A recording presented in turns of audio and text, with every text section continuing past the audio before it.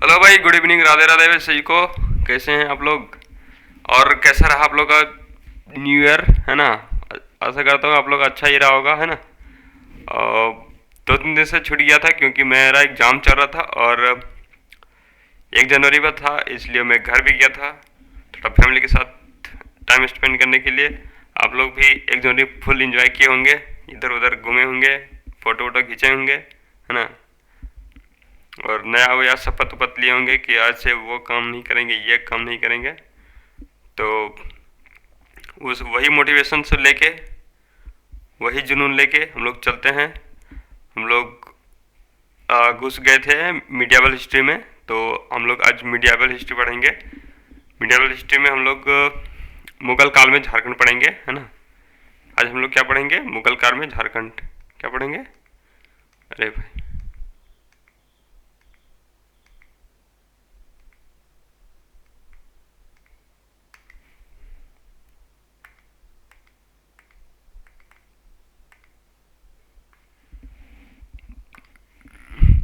तो चलिए फटाफट से स्टार्ट करते हैं। मुगल काल में झारखंड कैसा था, मतलब मुगल काल में झारखंड का क्या असर पड़ा। तो मुगल काल किसको बोलते हैं? जैसे मुगल काल जिसमें बाबर, हुमायूं, शेर खां, अकबर, जहांगीर, शाहजहां, ये सब मतलब ये सब थे जो मुगल काल में आते थे, ठीक ना? तो शुरू में देखते हैं बाबर और हुमायूं के काल में। बाबर और हुमायूं के काल में झारखंड में क्या असर रहा, कैसा क्या उसमें रहा, जिसमें मतलब बाबर और हुमायूं का चला था झारखंड में, मतलब भारत में जो बाबर और हुमायूं का शासन चला था उसमें झारखंड में क्या असर पड़ा था, है ना? तो बेसिकली वही पढ़ना है। हम लोग इंडियन हिस्ट्री मतलब इंडियन पढ़ेंगे तो उसमें पूरा पढ़ना पड़ता है, लेकिन जब जब झारखंड का बेसिकली हम लोग झारखंड का ही पढ़ते हैं तो उसमें से हम लोग पढ़ना पड़ता है कि जब मुगल काल का जो समय चल रहा था उसमें झारखंड में क्या क्या देखने को मिला, है ना? कैसा असर पड़ा, वो कि झारखंड क्षेत्र में आए थे, क्या किए, वो सब वैसा हमको मतलब ये सब देखने को मिलेगा, ठीक है ना? तो चलिए फटाफट से स्टार्ट करते हैं। बाबर 1526 से 1530 और हुमायूं शासनकाल में शासनकाल में झारखंड का प्रभाव को दायरे से बाहर था। देखो भाई, बाबर के समय, बाबर और हुमायूं के समय, जैसे मतलब बाबर और हुमायूं के समय कितना था? 1526 से 1530 में झारखंड का प्रभाव इसमें कुछ नहीं था, है ना? बाबर और हुमायूं के समय झारखंड में प्रभाव इसका था क्या? नहीं था। क्योंकि चूंकि अफगानों का अपदस्थ करने में ये मुगल लोग व्यस्त थे, है ना? जो अब ये मुगल और अफगानों के साथ में जो लड़ाई चला था, है ना? मुगल और ये मुगल शासक के साथ और अफगानों के साथ में जो ये युद्ध चला था उसमें ये व्यस्त थे, ठीक ना? उन लोग अपना झगड़ा झगड़ी में कि उन लोग व्यस्त था, तो इसमें झारखंड को कुछ वैसा नहीं किया था कोई ना। इसलिए अफगानों जिनका आश्रम आश्रम बंगाल बिहार था, मुगल को चुनौती देने देने के फिराक में अपने शक्ति बढ़ा रहे थे। मतलब ये अफगानों का जो आश्रम था ना, जो बंगाल बिहार था, ठीक ना? तो उन लोग मुगलों को कि चकमा देने के लिए ये शक्ति बढ़ा रहे थे। कहाँ से? झारखंड के। कहाँ है कि यहाँ झारखंड में आपका यह जनजाति भी मिलता है ना, जनजाति, और यहाँ पे हथियार वथियार जो कहीं था वहाँ से अच्छा अच्छा मतलब हथियार था, वो शक्ति बढ़ा रहे थे। मुगल अफगानों के संघर्ष के दौरान झारखंड क्षेत्र का खूब उपयोग किया। मतलब मतलब ये हुआ था ना कि मुगल और अफगानों के जिसमें लड़ाई चल रहा था ना, तो मुगल लोग तुम पूरा थी, ये अफगानों लोग पूरा धर के यूज किया था, इन्ने उन्ने अन्ने उन्ने दौड़ने उड़ने घूमने, मतलब लड़ाई दौड़ाई में एकदम पूरा रपेट के रख दिया था झारखंड को, है ना? तो इसी तरह वही रहा। मुगल मतलब पूरा खूब उपयोग किया, कुछ किया नहीं, मतलब खूब उपयोग किया। इधर रास्ता के रूप में आया, फिर गया, लड़ाई होता था, इन्हें मतलब इन्हें में आया तो इन्हें छुप जाता था, इन्हें झारखंड में है वैसी तरह है ये है। शेरशाह के संघर्ष में झारखंड क्षेत्र के कई बार उपयोग किए। देखो शेरशाह शेरशाह जो थे, अफगानों जो थे, अफगानों में शेरशाह जो थे वो झारखंड को कई बार उपयोग किए थे। मतलब जो वो हुआ था ना, लड़ाई होता था उसमें, तो शेरशाह जो शासक था वो झारखंड को कई बार उपयोग किया था, ठीक ना? और इसके इसी के उपयोग झारखंड को के दौरान खूब उपयोग किया। इस संघर्ष के दौरान हुमायूं था ना, हुमायूं एक बार भुरकुंडा तक पहुंच गया था। भुरकुंडा हम लोग का कहाँ पड़ता है भाई? हजारीबाग में पड़ता है कि नहीं? तो जिसमें ये मुगल शासक और के इसी का जो पड़ रहा था कि अफगानों का, जिसमें हो रहा था, युद्ध हो रहा था, उसमें ये मतलब ये जो हुमायूं था वो भुरकुंडा तक घुस जाता है ना, वही देखने को मिला। इस काल में झारखंड का राजवंश, अब देखो भाई, मतलब जो इस काल में जब ये सब चल रहा था उसमें झारखंड में राजवंश कौन कौन था? मतलब उन लोग तो अफगानों और मुगल शासक तो उन लोग लड़ाई कर रहा था, ठीक समझ में आ गया। तो लेकिन उस समय तो झारखंड में तो कोई राजवंश तो होता होगा ना। तो उसके बारे में हम लोग देखते हैं कि झारखंड में वैसे कौन कौन सा राजवंश था जिसमें वो सबका झगड़ा चल रहा था। वैसे तो चेरो का संस्थापक भागवत राय है। जैसे वैसे तो चेरो वंश का संस्थापक कौन है? भागवत राय है ना। मगर कुछ इतिहासकार मानते हैं, मतलब कुछ इतिहासकार मानते हैं कि यह भागवत राय का पूर्व, मतलब भागवत राय से पहले महाराज चेरो और शेर खां के एक बीच संघर्ष हो चुका था। मतलब जो ये चेरो वंश का जो संस्थापक था भागवत राय, उससे पहले महाराज चेरो और शेर शाह के बीच में एक बार युद्ध, मतलब संघर्ष हो चुका था, भीड़ भिड़ाव हो चुका था, कुंभा कुंभी, है ना। ये चेरवंश से पहले, है ना। मतलब ये चेरवंश का संस्थापक कौन था? भागवत राय को माना जाता है। चेरवंश की मतलब स्थापना से पहले ही मतलब यहाँ पे मतभेद हो चुका था। किसका? महाराज चेरो और शेर खां का, है ना। महाराज चेरो को दमन करने के लिए शेर खां ने अपनी सेनापति खवास खां को भेजा था। जो मतलब उसमें मतभेद जो हुआ था महाराज चेरो और शेर खां का, तो उसमें ये महाराज जो था शेर खां था, उसने एक सेनापति भेजा था। किसको भेजा? सेनापति महाराज चेरो के साथ जो थी हो रहा था दमन कर लिए, मतलब महाराज चेरो को दबाने के लिए शेर खां ने क्या भेजा था? एक सेनापति भेजा था। उसका नाम क्या था भाई? खवास खां को भेजा था कि भाई तुम जाओ और महाराज चेरो को दमन करो, है ना। बहुत उदड़वी हो गया है वो, है ना। तो उस किसने? शेर खां ने किसको भेजा था? खवास खां को। ठीक है, आगे चलते हैं। खवास खां ने दरिया खां को सहयोग से, मतलब खवास खां और दरिया खां के सहयोग महाराज चेरो को पराजित कर देता है। देखो, खवास खां और दरिया खां दोनों मिल करके महाराज चेरो को पराजित कर देता है। और पराजित करके एक श्याम सुंदर नामक हाथी, देखो वहाँ जो महाराज चेरो वंश के पास एक श्याम सुंदर नाम का हाथी रहता था। मतलब बहुत सुंदर था, सफ़ेद हाथी था वो, उसके पास के रहता था वो। मतलब उसको खवास खा और दरिया खां मिलकर उसको जब पराजित कर देता है, तो वहाँ से एक सफ़ेद हाथी को वो पकड़कर ले जाता है उस शेर खां के पास कि वो खुश हो जाए, है ना।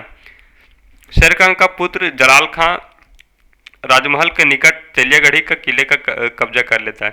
जब यहाँ तो ये महाराज पराजित कर दिया, है ना। पराजित करने के बाद तो जो शेर खां का जो पुत्र था जलाल खां, है ना, राजमहल क्षेत्र के निकट राजमहल क्षेत्र का जो तेलियागढ़ी का किला जो था, तेलियागढ़ी में जो किला था उस पर कब्जा कर लेता। कौन?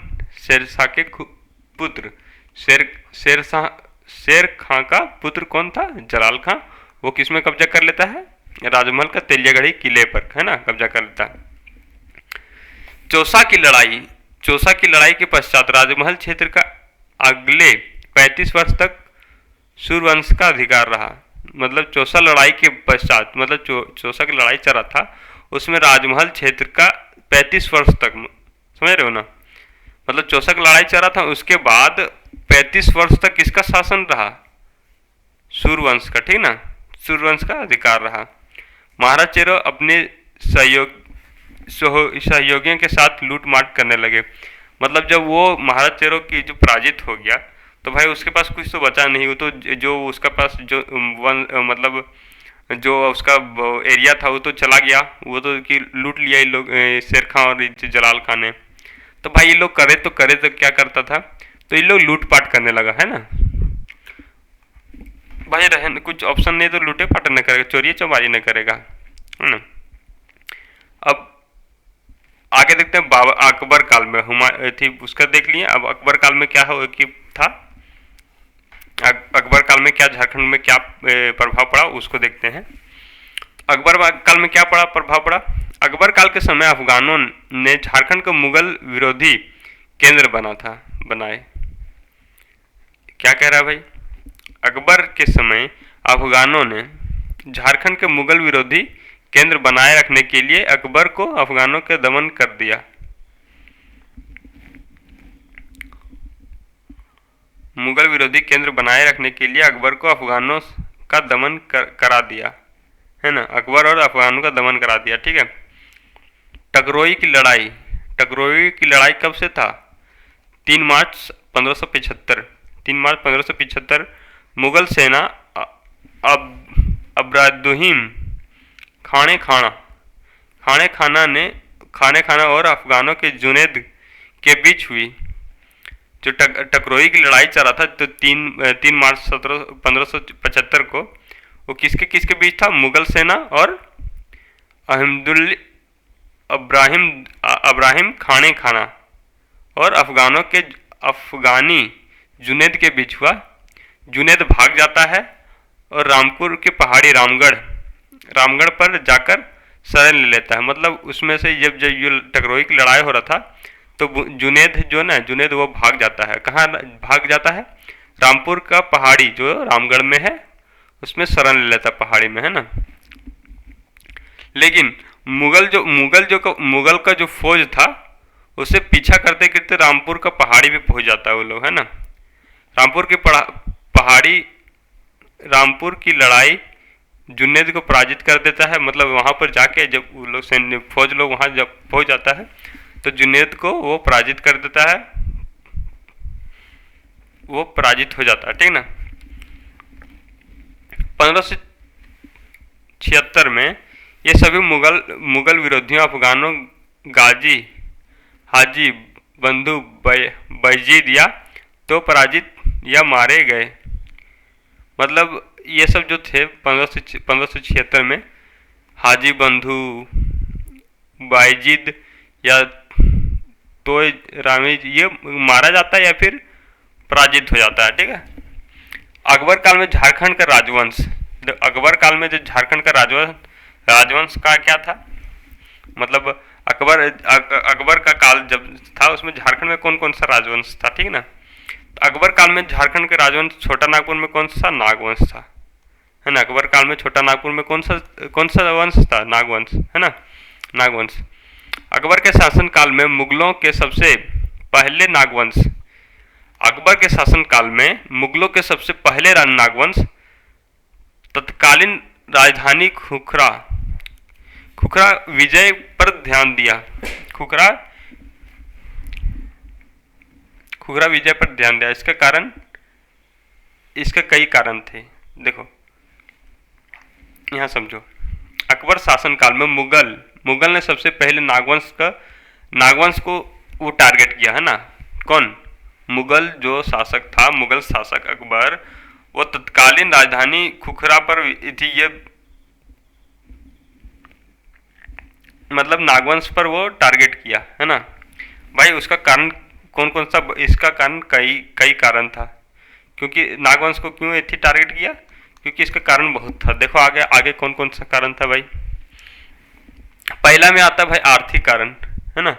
आर्थिक कारण, सामरिक कारण और राजनीतिक कारण, इसको हम लोग डिटेल से देखते हैं। तो आर्थिक कारण में देखो, रामपुर की लड़ाई के पश्चात अकबर ने खुखरा की आर्थिक समृद्धि की जानकारी मिली।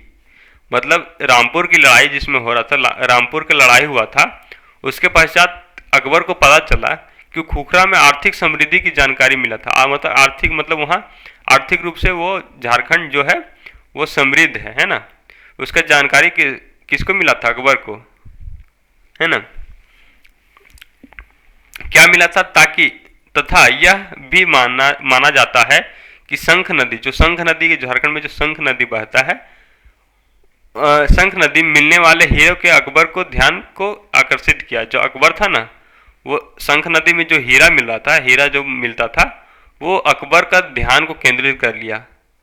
देखो, आर्थिक कारण, रामपुर की लड़ाई के पश्चात जो अकबर को पता चला था कि खुखरा जो है ना, खुखरा खुखरा की झारखंड के थी था ना राजधानी, तो आर्थिक समृद्धि से वो जानकारी था, मतलब वो झारखंड जो है मतलब आर्थिक रूप से बढ़िया है। और भी ये पता चला था शंख नदी में जो हीरा मिलता है वो भी, वो सबसे आकर्षण यही किया था, हीरा जो मिलता है शंख नदी में, है ना। किसको किया था? अकबर को।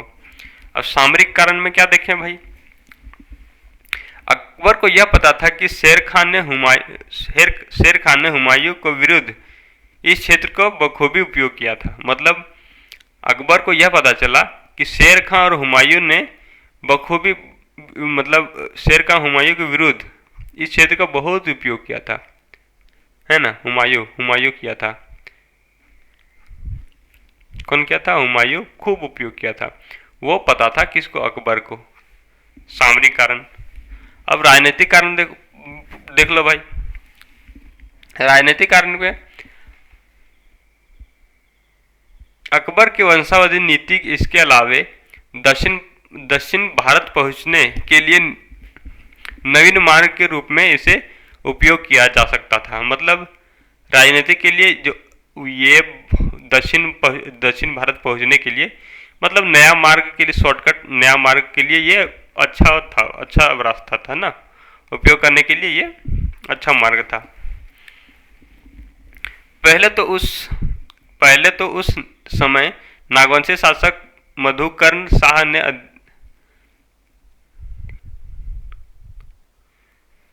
मतलब पहली बार उसमें जो नागवंशी शासक था मधुकर्ण, वो अधीनता नहीं स्वीकार करता है ना।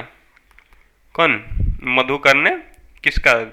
वो स्वीकार नहीं करता है, ठीक है।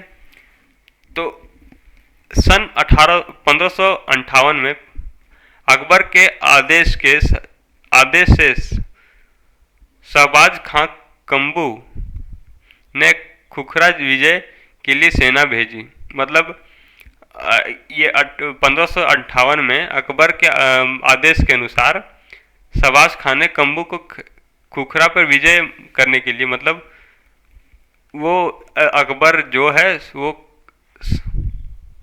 शहबाज खान को भेज देता को खुखरा को विजय कर लो, है ना। सेना भेजी। खुखरा के साथ साथ उसके अधीनस्थ राज्य को रामगढ़ पर अधिकार कर लिया। तब मधुकर्ण शाह ने मुगलों का अधीन स्वीकार कर लिया। मतलब जब ये क्षेत्र को जब इथी कर लिया, अधीन कर लिया अपना, तो जो मधुकर्ण शाह जो था वो भी मुगल का अधीन हो गया, है ना। क्या करेगा? अकेले पड़ेगा तो भाई।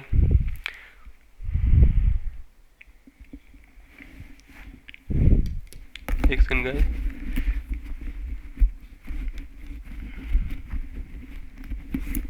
मधुकर्ण, देखो यहाँ पे आगे देखते हैं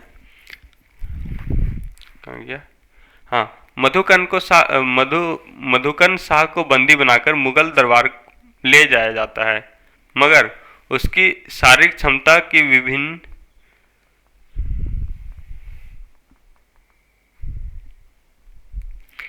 जो मधुकर्ण था वो उसको मुगल दरबार ले जाया जाता, ठीक ना। उसकी शारीरिक क्षमता विनती स्वभाव से प्रसन्न होकर, मतलब उसके शारीरिक क्षमता देखकर और उसकी विनती स्वभाव देखकर वो अकबर जो है ना प्रसन्न होकर अकबर ने उसे स्वतंत्र खुखरा वापस भेज देता है ना। मधुकर्ण को वो वापस भेज देता है। खुखरा के नरेश मधुकर्ण शाह ने बाद में उड़ीसा के शासक कुतुल खां और उसके बेटे नीरज खान ने विरुद्ध 1590 से 1592 मुगल सरदार को मानसिंह के नेतृत्व में मुगल साथ दिया। मतलब इसमें ये उसका साथ दिया था मुगल सरदार को उसका बेटा ने, ठीक ना। आगे देखते हैं भाई।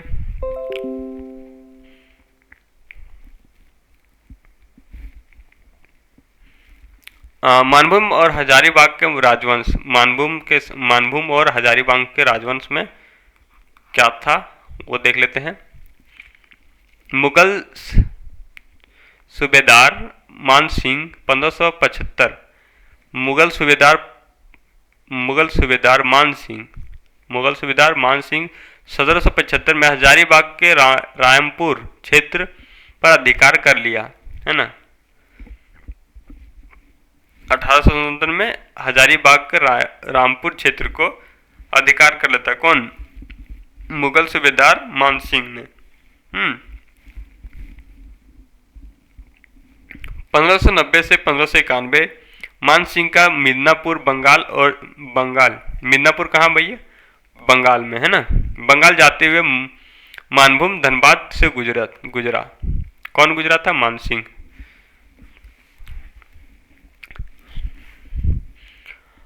मान सिंह ने पारा तथा तेलकुपी मंदिर का जीर्णोद्धार करवाया था। जीर्णोद्धार करवाया था किसने? मान सिंह ने। तेलकुपी और पारा और तेलकुपी का जीर्णोद्धार करवाया था। पंचेत का किला इसी समय का निर्माण हुआ है। मतलब पंचेत का किला है मानभूम में, वो कौन करवाया था? मान सिंह ने, है ना। आईने अकबरी के अनुसार हजारीबाग के साथ चंपा नामक परगना के 15 मालगुजारी तय की गई थी। मतलब आईने अकबरी के अनुसार माना जाता है कि मतलब आईने अकबरी के अनुसार पता चलता है कि हजारीबाग के जो चंपा नामक परगना था ना, उससे 15,500 मालगुजारी तय किया था। भाई देखो कितना हैवी मालगुजारी है ना, उतना मालगुजारी तय किया था। अब पलामू का चेरो वंश देख लेते हैं, है ना। पलामू के चेरो वंश देख लेते हैं। अकबर के समय चेरो राज्य में मुगल नियंत्रण से बाहर था। अकबर के समय चेरो राज्य में मुगल नियंत्रण से बाहर था, जिसका नियंत्रण करने के लिए अकबर ने मान सिंह को नेतृत्व में सेना भेजी। मतलब मुगल काल में जो अकबर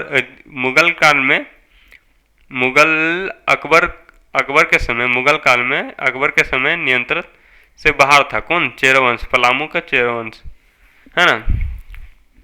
तो अकबर ने मान सिंह के नेतृत्व में सेना भेजी थी। कौन? सेना भेजी थी, ठीक ना। कौन? अकबर ने, है ना। पलामू पर आक्रमण के लिए मान सिंह ने रोहतासगढ़ के किले का निर्माण करवाया था।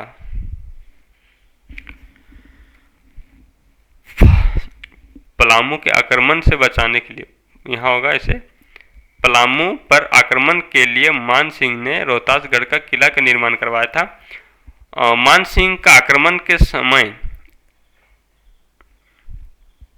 रणपत चेरो, जिसका भागवत राय भी कहते थे, राजा था।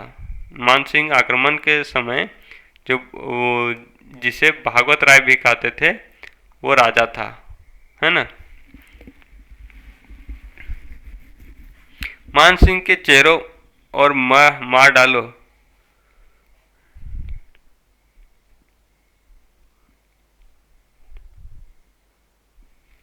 मान सिंह ने कई चेरों को मार डाला और इसके चेरों को बंदी बना लिया।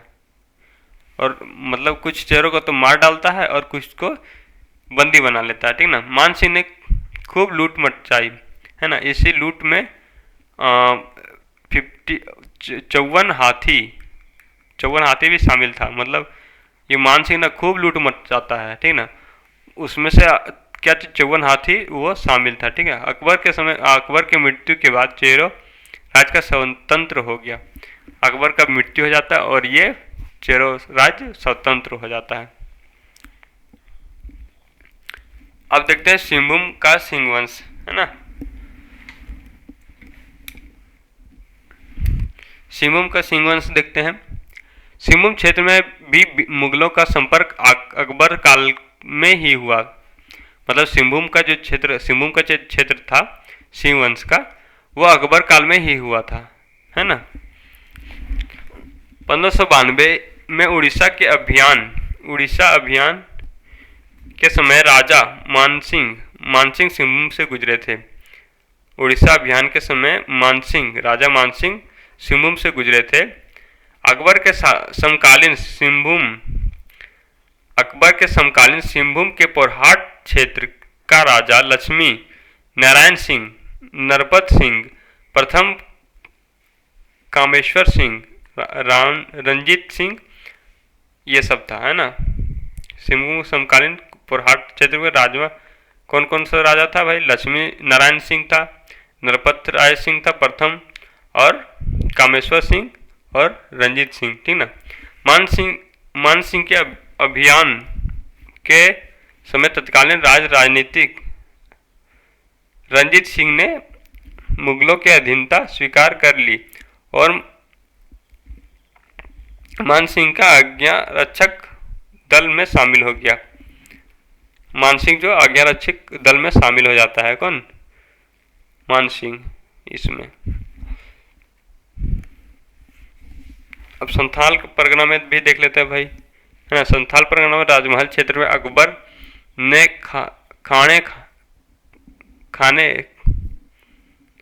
ने खाने ए जहां तथा टोलमेर के नेतृत्व में तेलियागढ़ी पर अधिकार कर लिया। हाँ, किसके इसके साथ, टेलमोर के साथ। बंगाल विजय पश्चात 1592 ईस्वी में मान सिंह ने बंगाल राजधानी घोषणा कर दी। इसका नया नाम अकबर नगर रखा गया, है ना। बंगाल को विजय पश्चात जब बंगाल को विजय हो गया तो 1592 में मान सिंह ने बंगाल की राजधानी घोषणा करती है और इसका नाम अकबर नगर रखता है। कौन करता है? मान सिंह ने, जो राजधानी घोषित करता है किसे? अकबर नगर, है ना।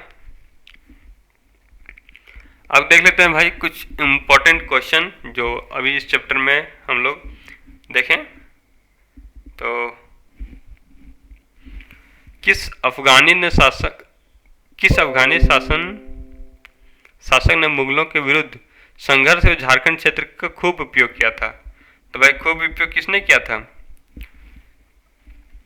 इब्राहिम लोदी, शेर खां और अहमद शाह और सिकंदर सूरी। तो किसने किया था? तो शेर खां ने किया था, है ना। खूब उपयोग किया था शेर खां ने। अफगानों के संघर्ष के क्रम में कौन सा मुगल शासक हजारीबाग तक प्रवेश कर गए थे? तो कौन किया था? ये हुमायूं कर गया था, ठीक ना। हजारीबाग का भुरकुंडा तक वो प्रवेश कर गया था।